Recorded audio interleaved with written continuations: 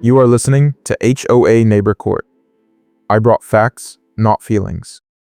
You are about to get a same-day notice. That is what Cynthia Davis screamed at me on my driveway at 7 in the morning, waving a printed email like it was a court summons. She had a portable folding sign stand dragged halfway up my driveway, a portable thermal printer balanced on top of it, and her gray bucket hat tilted so far forward I could barely see her eyes. She pointed at the email printout and screamed that forwarding it was a violation. I had no idea what she was talking about. I am a pest control technician in Milwaukee, Wisconsin, and I keep detailed service logs for every job. I know what a paper trail looks like. This was not one. I held up my phone. I have the original email right here, I said. It went to the whole neighborhood group. You sent it. She slapped the thermal printer. Keep talking. I love adding notes. The printer whirred and spat out a bright warning tag. She peeled it off and slapped it on my windshield. That is for unauthorized forwarding of board communications. $50 fine. Pay by end of business today, or it doubles. I stepped closer. The warning tag was blank except for a barcode and a date stamp. No citation number. No rule reference. Just a sticky note with a threat. I pulled my safety glasses down from my head and looked at her. What case number is this tied to? She smiled. Case 7238. Check your portal. I had never heard of case 7238. I had been living in Stonegate Reserve Association for 3 years, and I had never once logged into the portal because I had never had a violation. I run a clean operation. My truck is always parked in my driveway, my lawn is always mowed, and I do not leave work equipment visible from the street. I keep my head down and I do my job. But Cynthia Davis, Design Review Board Vice Chair, had decided that was not enough. I went inside and opened the portal. Case 7238 did not exist. I scrolled through every notice, every fine, every hearing record. Nothing. I called the management company. The woman on the phone put me on hold for 6 minutes, then came back and said, "We do not have that case number in our system." "Are you sure it is current?" "It is on a warning tag on my windshield right now," I said. She sighed. "That sounds like a board-level enforcement action. You will need to contact your board liaison." The board liaison was Cynthia Davis. I hung up and checked my email. The certified letter arrived that afternoon. It was from the Stonegate Reserve Association Management Company, and it referenced case 7238.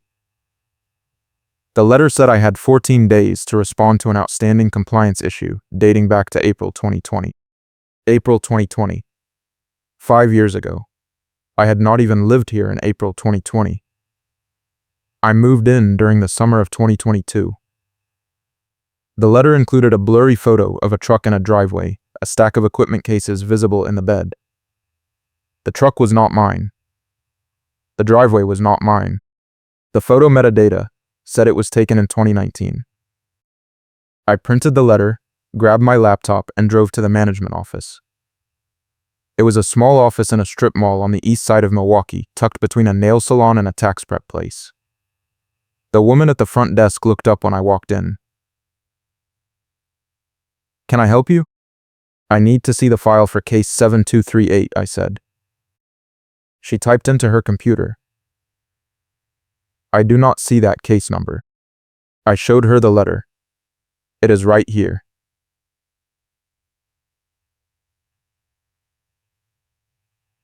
Certified mail. Your letterhead. She squinted at the letter. "Let me get my supervisor." The supervisor came out 5 minutes later. He was a short man with a gray beard and a polo shirt that said Stonegate Reserve Association Management. He took the letter, looked at it, and frowned. "This is not one of ours." "It has your letterhead," I said. He shook his head. "The format is wrong." "See this?" The case number format we use is 5 digits, not 4, and we do not include photo attachments in certified mail anymore. We switched to portal-only photos in 2021. So this is fake? He handed the letter back. I would call it unauthorized. Someone used our old template. You should file a complaint with the board. I filed a complaint that night. I submitted it through the portal, attached the fake letter, and requested an emergency hearing. The system auto-replied that my request had been received, and that I would hear back within 10 business days. 10 business days. The fake letter gave me 14 days total to respond, and I had already burned one. I did not have 10 business days. My attorney needed one more document today, and the HOA was stalling to run out the clock. I had hired an attorney 2 months earlier when the HOA started targeting my guests and contractors with parking warnings and intimidation. My small business reputation was at risk because the HOA was spreading lies. Clients were calling me asking why my service truck had been flagged for code violations. I had no violations. But Cynthia Davis had been printing warning tags and slapping them on windshields whenever my crew showed up to a job in the neighborhood. I called my attorney. He picked up on the second ring. What do you have? Fake certified mail, I said. Case number does not exist. Photo metadata from 2019. Management company says the format is wrong. He exhaled. That is fraud. File a police report. I did. The next morning I drove to the Milwaukee Police Department District Office and filed a report for mail fraud and HOA harassment. The officer took my statement, made copies of the letter, and said someone would follow up within a week. A week. I did not have a week. The fake letter deadline was 12 days away and counting. I drove back to the management office. The supervisor was not there. The front desk woman said he was out for the day. I asked if I could see the association file archive. She said no. I asked if I could request a copy of the board meeting minutes from April 2020. She said I would need to submit a records request through the portal. I submitted the request that afternoon.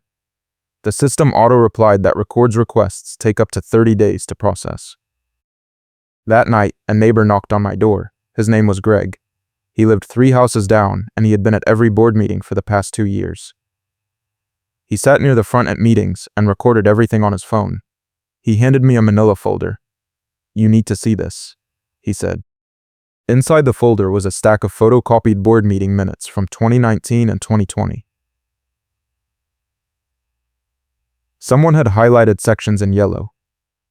One section from June 2020 read, Motion to approve expedited enforcement for repeat violations. Motion carried, 4-1. Cynthia Davis abstained. Another section from August 2020 read, Discussion of case backlog. Cynthia Davis volunteered to audit old cases and recommend closures. Board approved. Another section from November 2020 read, Cynthia Davis reported that 15 cases were closed due to insufficient documentation. No further action required. I looked at Greg. She closed 15 cases? He nodded. And then reopened them later under new case numbers. I have been tracking it. She has done it at least 6 times in the past 3 years. She targets people who do not come to meetings. She invents violations, she backdates notices, and she uses old photos. And the board lets her do it, because she volunteers to do all the paperwork. Why are you telling me this? Because you are the first person who has fought back. Everyone else just pays the fine and moves on. I flipped through the minutes. One page had a handwritten note in the margin. Cynthia Davis is using a personal thermal printer to issue notices. Board approved purchase of official printer in March 2021. Printer was never delivered. Cynthia Davis continues to use personal printer. I looked at Greg. She is still using her own printer? He nodded. That is how she controls the paper trail. If the notice does not go through the management company system, it does not get logged. And if it does not get logged, she can change the date later. I spent the next 2 days digging. I went to the county clerk office and pulled property records for every address listed in the fake case files Greg had given me. 3 of the addresses had been sold before the fake notices were issued. 2 of the addresses did not exist. One of the addresses was a vacant lot. Cynthia Davis had been inventing violations for properties that could not fight back, collecting the fines through the management company and pocketing the difference when the cases were quietly closed. I found the proof in the portal audit log. The management company had given me access after I filed my 3rd records request. The audit log showed every login, every document upload, every case status change. Cynthia Davis had logged in 217 times in the past year. She had uploaded 43 fake notices. She had changed case status on 19 cases without board approval. And she had deleted 12 cases entirely. I printed the audit log. I printed the fake letter. I printed the meeting minutes. I printed the property records. I printed the thermal printer purchase order that was never fulfilled. I put it all in a 3-ring binder with tab dividers. I did not stop her because I wanted her on record. My attorney called. "You have enough for a settlement," he said. "Take it."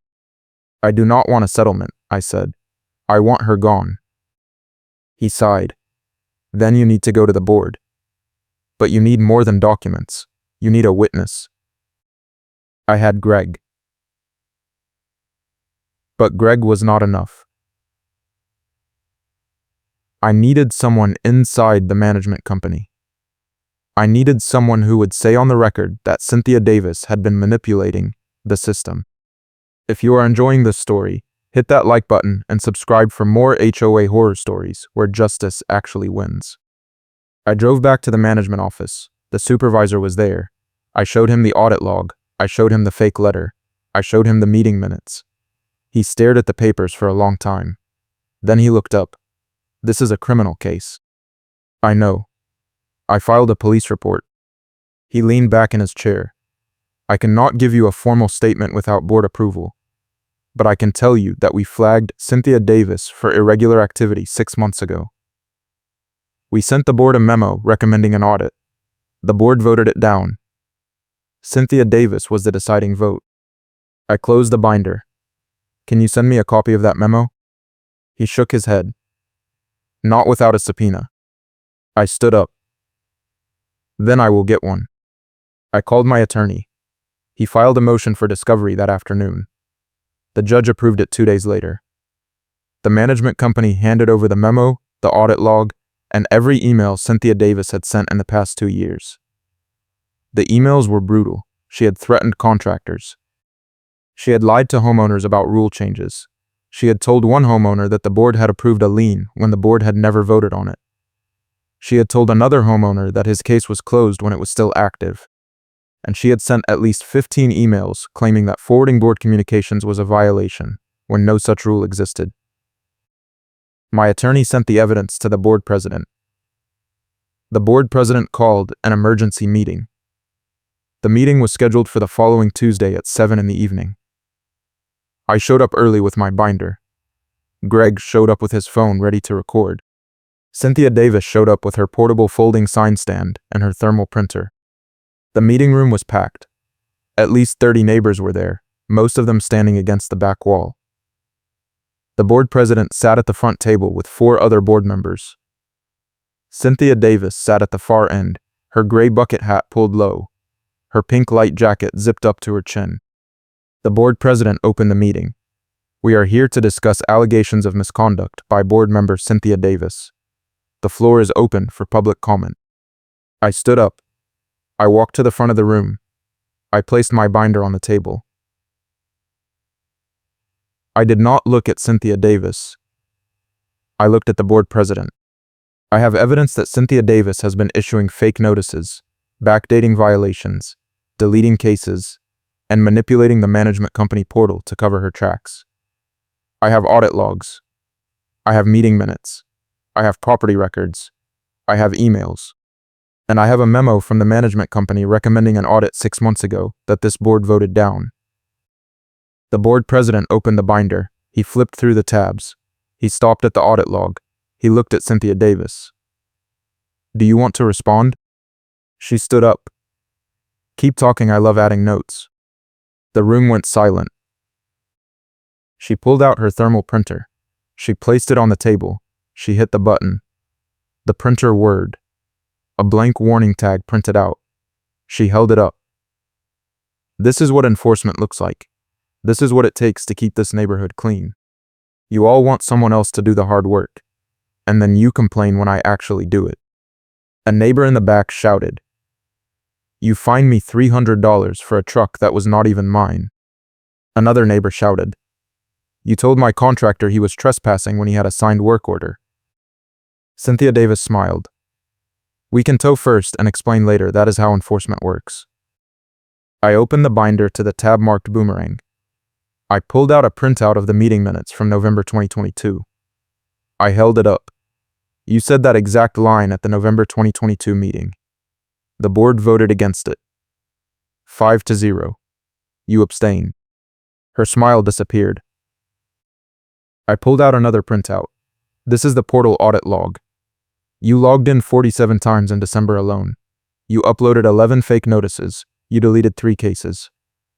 And you changed the case status on 6 more without board approval." She reached for the binder. I pulled it back. The board president stood up. "Cynthia, sit down." She did not sit down. She grabbed the thermal printer. She pointed it at me like it was a weapon. "You do not know what you are talking about. I have been protecting this neighborhood for 5 years. I have closed cases that no one else wanted to touch. I have enforced rules that no one else had the guts to enforce. And you are going to stand here and accuse me of fraud?" I pulled out the final tab. Board meeting minutes and a quorum log that proved the vote was invalid. This is from March 2021.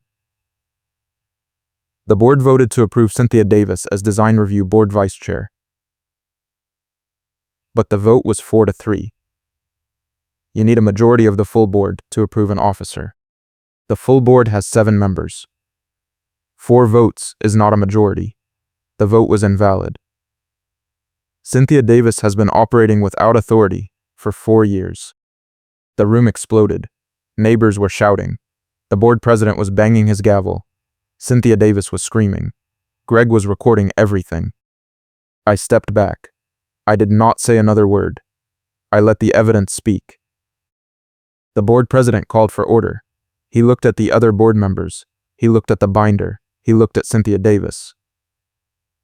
"I am moving for a vote of no confidence." All in favor? 5 hands went up.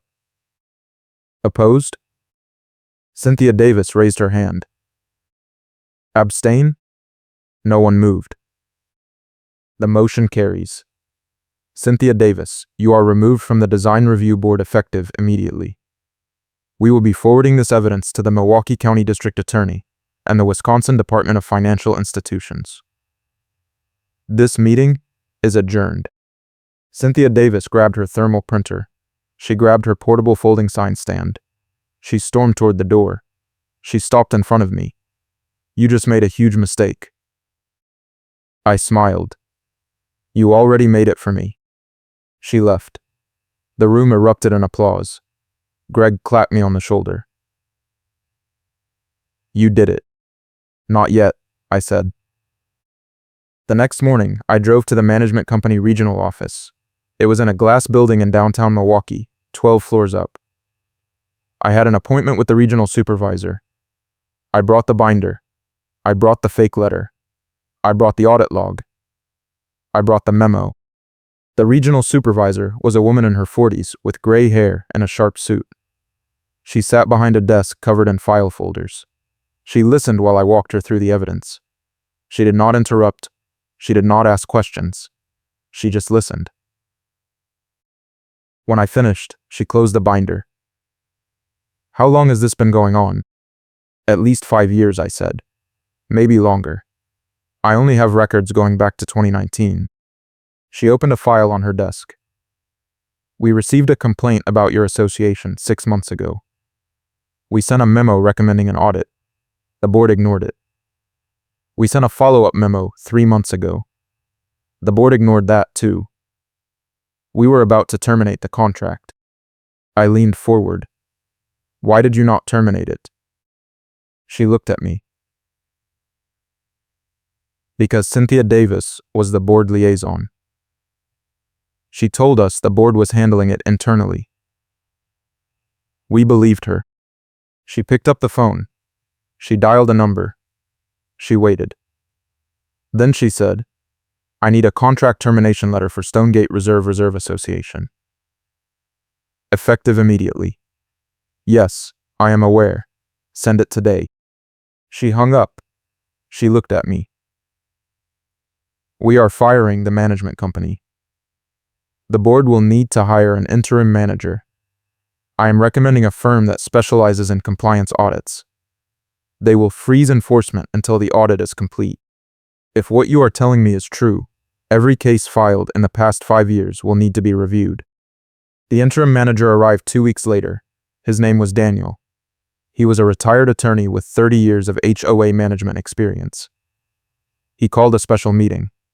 He announced that all enforcement actions were frozen pending the audit. He announced that Cynthia Davis was under investigation.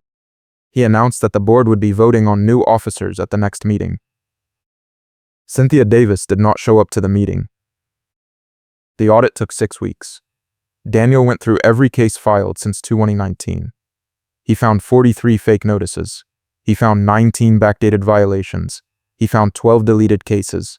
He found a pattern of selective enforcement, fabricated deadlines, and procedural abuse. He found that Cynthia Davis had collected over $18,000 in fines for violations that never existed.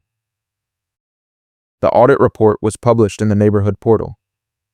Every homeowner received a copy by certified mail. The report included a recommendation. The HOA should issue a public censure motion read aloud while Karen tries and fails to interrupt. The HOA should refund every fine issued under Cynthia Davis's authority, and the board should amend the bylaws to prevent any single officer from controlling the enforcement process. The board voted unanimously to accept the recommendations. Cynthia Davis tried to attend the vote. She showed up with her portable folding sign stand. She tried to set it up in the back of the room. Daniel stopped her. This is a closed session, he said. Board members and legal counsel only. She tried to push past him. I am a homeowner. Daniel stepped between her and the door. You were removed from the board. You are not allowed in this meeting. She screamed. She tried to shove him. 2 neighbors stepped forward and blocked her. Greg recorded the whole thing. She left. The board issued the public censure motion at the next open meeting. Daniel read it aloud. The motion detailed every violation Cynthia Davis had committed, every fake notice, every backdated case, every deleted record, every lie. It took 12 minutes to read. Cynthia Davis tried to interrupt 6 times. The board president gavelled her down every time. When Daniel finished, the board voted 7-0. The motion carried. The HOA issued a memo clarifying the rule Karen weaponized. The memo stated that forwarding board communications was not a violation. The memo stated that homeowners had the right to share information with neighbors, contractors, and attorneys. The memo stated that any notice issued without a valid case number or management company approval was void. The memo was posted in the neighborhood portal, emailed to every homeowner, and mailed by certified letter. Cynthia Davis tried one more time. She filed a lawsuit against the HOA, the management company, and me personally. She claimed defamation. She claimed harassment. She claimed conspiracy. Her lawsuit included a demand for $50,000 in damages. My attorney filed a motion to dismiss. He attached the audit report. He attached the meeting minutes. He attached the emails. He attached the fake letter. He attached the police report. The judge read the motion.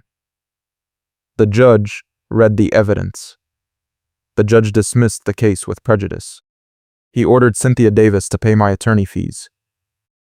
She appealed. The appellate court upheld the dismissal. She never paid the attorney fees.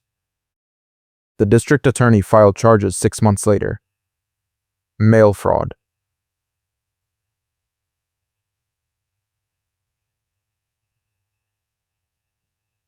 Forgery. Theft by deception. Cynthia Davis pled no contest. She was sentenced to 2 years probation, 200 hours of community service, and full restitution to the HOA. She was banned from serving on any HOA board in Wisconsin for 10 years. The neighborhood threw a block party. Greg brought a cake. It said, "Justice served." I brought my binder. Someone took a photo of me holding it. The photo ended up in the neighborhood newsletter with the headline, "How One Homeowner Exposed a 5-Year Fraud Ring." The management company was fired. The new interim manager stayed on permanently. Daniel rewrote the enforcement procedures. He created a new appeal process. He required that every notice be logged in the portal within 24 hours. He required that every case include a valid rule citation and photo evidence with visible metadata.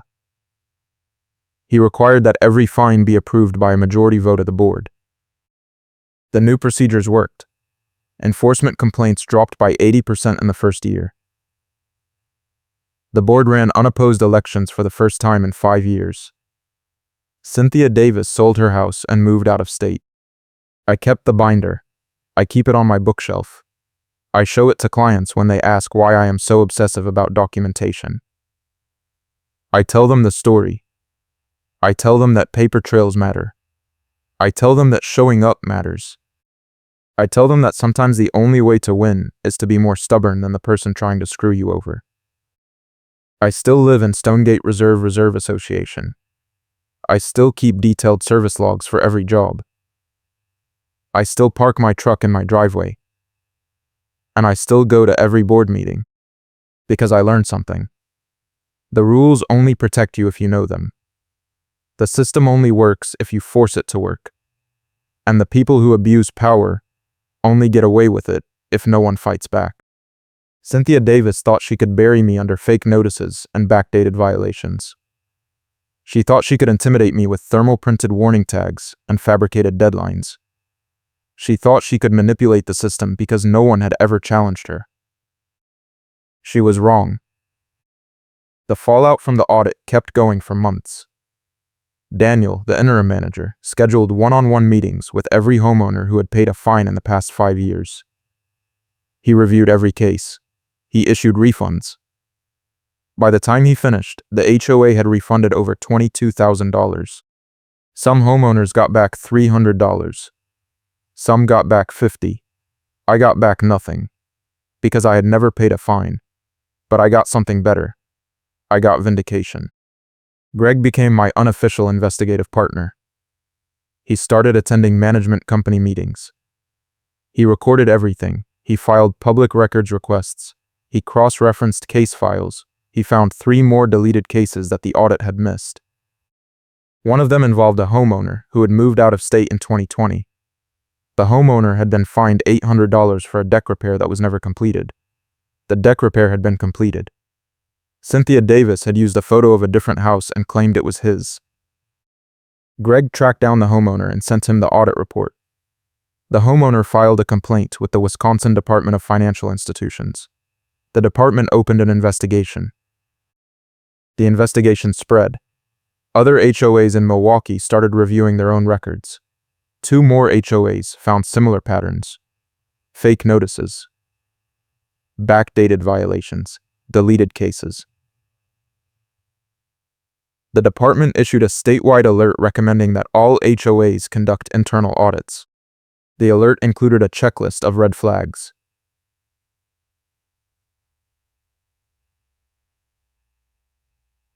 Portable thermal printers. Single officer enforcement authority. Case numbers that do not match the management company system. Photos with missing metadata. The checklist read like a profile of Cynthia Davis. I got a call from a reporter at the Milwaukee Journal-Sentinel. She wanted to interview me for a story about HOA fraud. I agreed. The story ran on the front page of the local section. It included photos of my binder, the fake letter, and the audit report. It included quotes from Greg, Daniel, and my attorney. It included a statement from the management company regional supervisor. It included a response from Cynthia Davis's attorney who said, "My client disputes the allegations and maintains her innocence. The story went viral. I started getting emails from homeowners across the state. Some of them had similar stories. Some of them wanted advice. Some of them wanted to know how I had fought back. I started a blog. I posted the audit report. I posted the meeting minutes. I posted the emails. I posted the fake letter. I posted the police report. I posted the court filings. I posted everything. I redacted names and addresses, but I left everything else intact. The blog got 10,000 views in the first week. It got 50,000 views in the first month. People started linking to it in HOA forums and Reddit threads. I started getting interview requests from podcasts and YouTube channels. I did a few. I kept the message simple. Document everything. Show up to meetings. Do not let them intimidate you. Use the rules against them. The Wisconsin Department of Financial Institutions investigation took 8 months. They interviewed board members. They interviewed management company staff. They interviewed homeowners. They reviewed thousands of pages of documents. They issued a report. The report concluded that Cynthia Davis had engaged in a pattern of fraudulent conduct over a 5-year period. The report recommended that the state legislature create new oversight requirements for HOA board members. The legislature introduced a bill. The bill passed. The new law required all HOA board members to complete annual ethics training. It required all enforcement actions to be logged in a centralized database.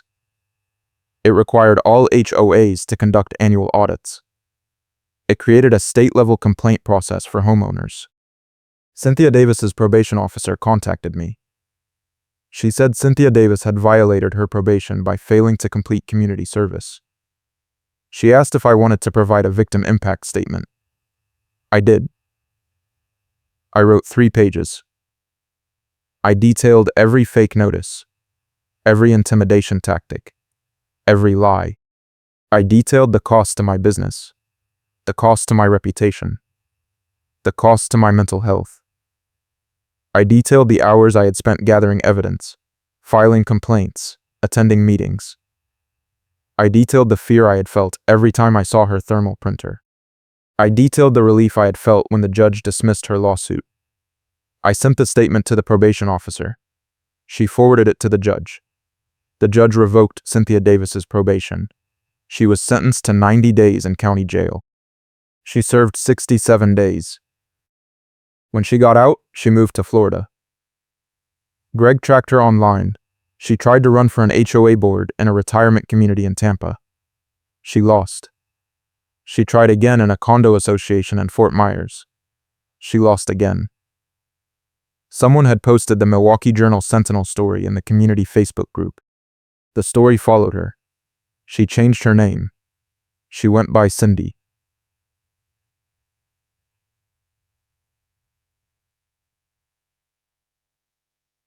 She tried one more time in a small subdivision in Sarasota. She won. She served 3 months before a homeowner found the audit report online and filed a recall petition. She was removed from the board. She stopped trying. Back in Milwaukee, the new board hired a permanent management company. They hired a firm that specialized in transparency and compliance. The firm set up a new portal with real-time case tracking. Every notice was logged within an hour of being issued. Every photo included metadata.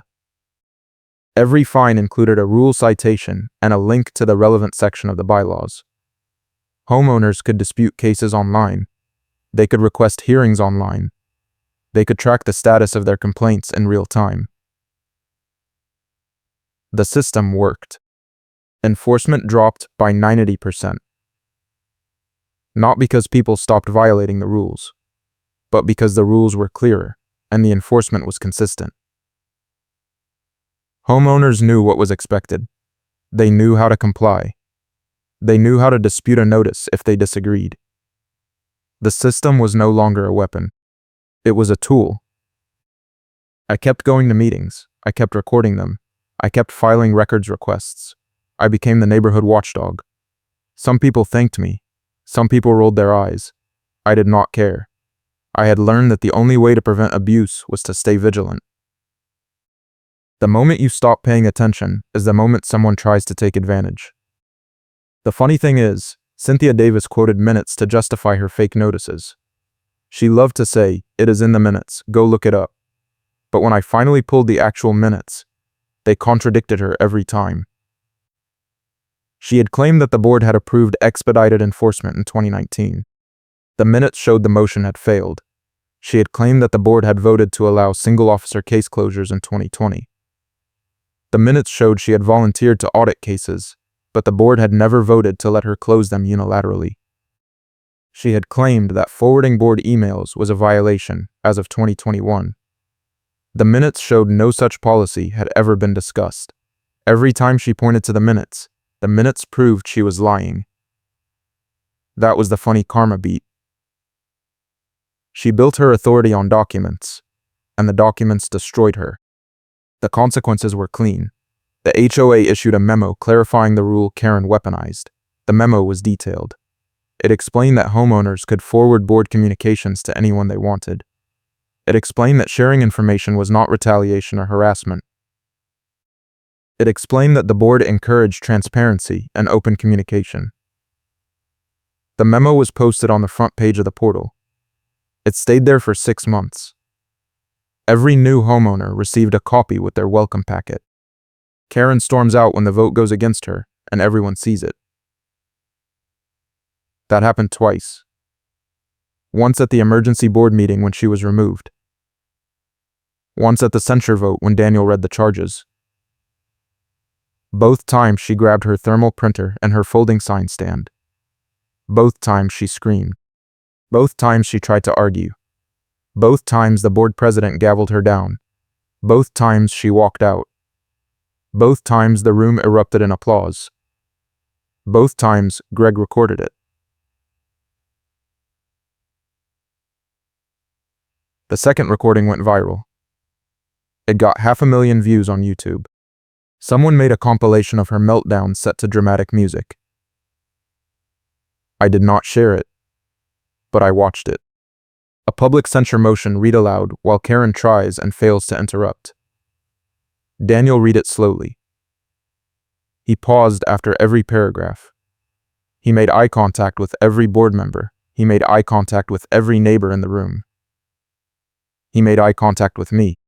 Cynthia Davis tried to interrupt after the second paragraph. The board president banged his gavel. She tried again after the fourth paragraph. The board president banged his gavel again. She tried a third time after the sixth paragraph. The board president said, "Miss Davis, if you interrupt one more time, I will have you removed from this meeting." She sat down. She glared at Daniel. She glared at me. She did not interrupt again.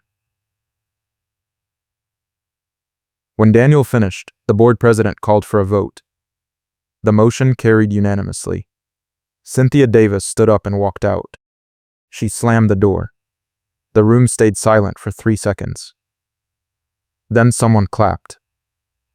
Then, everyone clapped.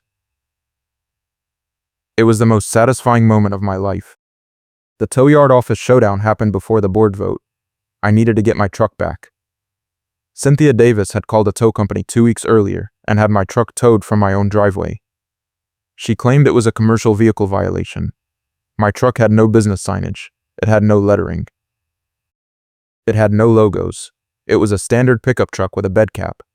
But Cynthia Davis had printed a warning tag, slapped it on my windshield, and called the tow company 15 minutes later. The driver had hooked my truck and hauled it to the yard before I got home from work. I drove to the tow yard the next morning. I demanded the authorization paperwork. The clerk handed me a tow slip. The slip included a case number. Case 7238. The same fake case number from the certified letter. I asked to see the board authorization. The clerk said they did not have one. I asked to see the HOA contract. The clerk said Cynthia Davis had called it in directly. I asked if that was normal. The clerk said no. I asked why they had accepted the tow without proper authorization. The clerk shrugged. She said we were told it was urgent. I called my attorney. He called the tow company. He threatened to sue them for illegal repossession. The tow company released my truck within an hour. They waived the tow fee. They apologized. They said they would not accept any more tows from Stonegate Reserve Association without written authorization from the management company. Cynthia Davis called me that afternoon. She screamed into the phone. You just cost me a vendor relationship. You just made enforcement impossible. I hope you are happy. I smiled. I am very happy. She hung up. The sidewalk packet handoff scene where my ally gives me a missing page and Karen tries to snatch it happened 3 weeks before the board vote. I was meeting Greg at the mailbox cluster. He had found a document that the audit had missed. It was a handwritten note from a board member. The note said, Cynthia Davis asked me to backdate this notice. I refused. She said she would do it herself. The note was dated February 2023. It proved intent. It proved premeditation. It proved Cynthia Davis knew what she was doing was wrong. Greg handed me the note in a manila envelope. I opened it and started reading. Cynthia Davis appeared out of nowhere. She must have been watching from her car. She ran across the grass and tried to grab the envelope. I pulled it back. Greg stepped between us. She shoved him. He did not move. She tried to reach around him. I folded the note and put it in my jacket pocket. She screamed. That is stolen property. That is my note. Give it back. I looked at her. This is not your note. This is a board member's note, and it is evidence. She tried to grab my jacket. Greg grabbed her wrist. He held it. He said, "Do not touch him." She yanked her wrist back. She glared at both of us. "You are going to regret this." I smiled. "I already do not." She walked back to her car. She sat there for 10 minutes watching us. Greg and I stood there and waited. Eventually, she drove away. I made 3 copies of the note that night. I gave one to my attorney. I gave one to Daniel. I kept one in my binder. The board member leak moment where my ally hands me an email printout and Karen recognizes it instantly happened at a coffee shop. Greg had met with a board member who was sick of Cynthia Davis. The board member had printed an email chain. The chain showed Cynthia Davis asking the management company to delete 3 cases. The management company had refused. Cynthia Davis had replied, "Then I will handle it myself." The chain was dated April 2023. It was smoking gun evidence. Greg handed me the printout in a folder. We were sitting at a window table. Cynthia Davis walked past the window at that exact moment. She saw the folder. She saw the email. She recognized it. Her face went pale. She stopped walking. She stared at us through the window. Then she turned and walked away fast. She got in her car and drove off. Greg looked at me. "She knows." I nodded. "Good. Let her sweat." 2 days later, Cynthia Davis filed a motion to dismiss the audit. She claimed the audit was based on stolen documents. She claimed Greg and I had conspired to defame her. She claimed the board had no authority to investigate her. The board rejected the motion. The audit continued. The endgame came fast after that. Daniel finished the audit. The board scheduled the censure vote. My attorney filed a motion for discovery. The judge approved it. The management company regional supervisor terminated the contract. The new interim manager froze enforcement. The district attorney filed charges. Cynthia Davis pled no contest. The judge sentenced her. She appealed. She lost. She moved to Florida. The new board hired a permanent management company. The new procedures worked. The neighborhood stabilized. I kept the binder. I kept going to meetings. I kept documenting everything. And I won. The system works if you force it to work. The rules protect you if you know them. The people who abuse power only get away with it if no one fights back. I fought back. I won. And I made sure everyone knew how I did it so they could do it too. Keep your sanity, and I will catch you next time.